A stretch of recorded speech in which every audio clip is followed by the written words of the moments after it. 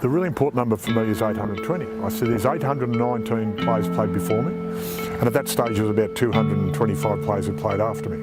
And I said, what you realise, you don't realise when you're playing, but when you realise is that you are just passing through. And we're all custodians of the game. We are just passing through.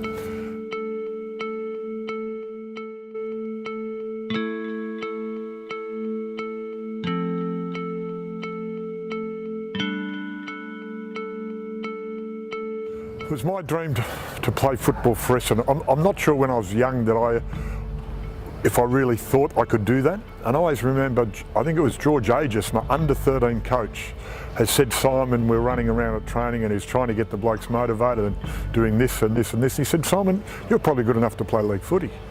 I remember thinking to myself, wow, my coach thinks I'm good enough to play league footy.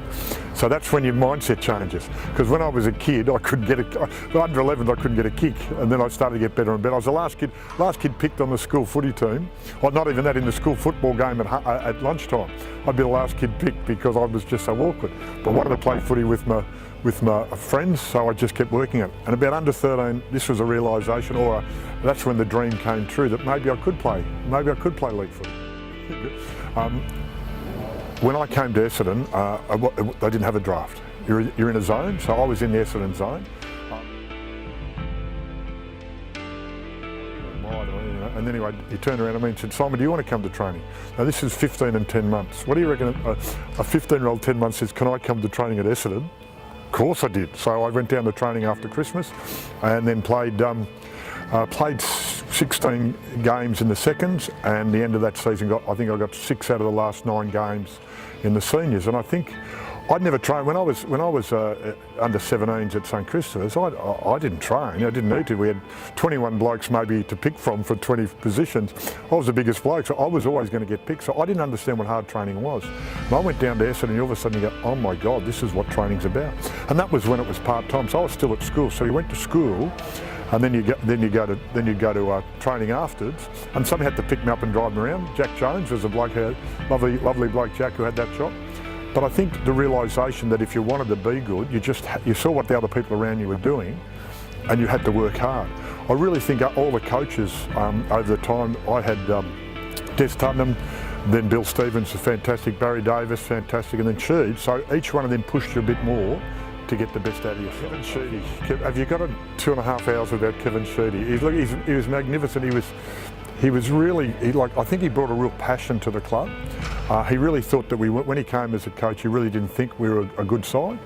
I remember him saying, you think you're a skillful side, you're not. We all got a football. Everybody had to have football to take away with them. Really drove us to be successful. You had to have your training, everybody had to wear Essendon gear, had to have your socks pulled up, your jumper tucked in. There was just this, hang on, the old story, you got to look like a footballer before you even play like a footballer. So he was great that way. And as a young bloke, look, to a certain extent we didn't get along early on. We disagreed on a few things, but to his credit, hopefully to my credit too, we got over those issues and we both developed. He developed as a great coach.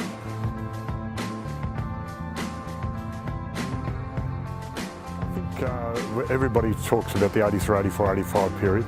I think 83 was really interesting to us because we'd play against Hawthorn, we couldn't beat them, and they were our nemesis, so to speak. And I always remember in the 83 grand final we get beaten. Going into that grand final, I think we were more confident than we'd ever been, but it wasn't great confidence. And to actually play the way we did, and then he was going at 3/4 time. I can't remember what he said, but I know we came out of 3/4 time and you felt like you could actually take on the world. And then we kicked about, I think it was 9 goals in the last quarter and come off with this great win. And it was just, there's a whole lot of emotions at the end of a game, but there's surprise that you've done it. There's relief because you've been aiming for this and you've actually done it. And then there's a whole lot of satisfaction because you've actually reached what you've been aiming to do. So that was fantastic. It's probably the siren in the last quarter. Just looked for another player to hug, and it happened to be Tim Watson, one of our great players. And then it was fantastic, and the celebration was great. But be able to go back in 85, and it wasn't arrogance, but there was this confidence that we were the best side that year. And we expected ourselves to win that grand final because we're still great.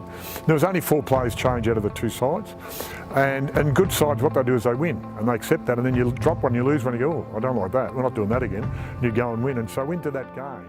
Fantastic. So, and you've got to give Sheeds credit with that too, because he kept finding plays. You know, Billy Duckworth, North Smith Middleton '84, coming from Western Australia. You go through every one of those players. Peter Bradbury, nobody had heard of. He came out of the VFA. Alan Ezard was fantastic, high leaping forward as well as a rover. You could just go through every player. Tony Elshaw, who we recruited from Melbourne, was playing at his best football. You go through every one of those players. Fantastic side, and we showed it, and I'm really proud of being part of that group and coming out with those premierships. And you look at the club now, we've gone through some hard years, some very hard years, and you've got to give credit to people at the club and our supporters and our players and the players' families and their friends. We've gone through some hard years, but after that we did a bit of a cultural piece, and it's really interesting because they asked me, they put a quote of mine up on the wall here at the club, and it was again humbling because they asked us what did this club mean, and they said, could everybody, and they had people from the board and the players and the work and the staff, and they said, could you bring something along that represents, if you've got something that's very important to you about the Essendon Footy Club. The influence for so many players, and sometimes it's not a whole career, sometimes it's moments. And you think about David Zaharakis and his winning goal on Anzac Day.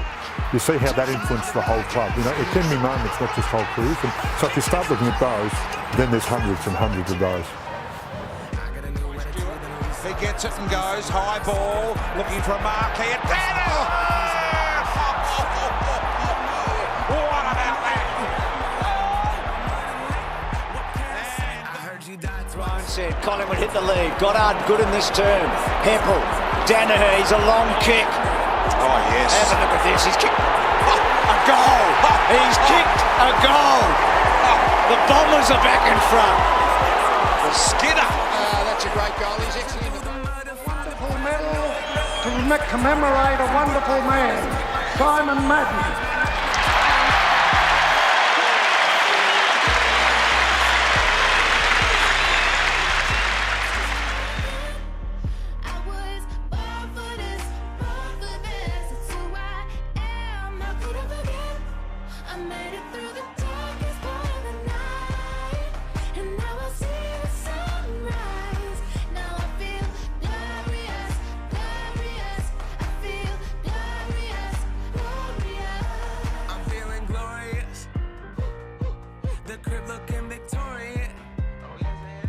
You know that we've been going it since we hopped out that DeLorean.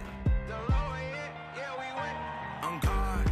Things are just things, they don't make you who you are. Can't pack up a U-Haul and take it with you when you're gone. We posted on the porch, my family's glasses to the stars. My grandma smiling down.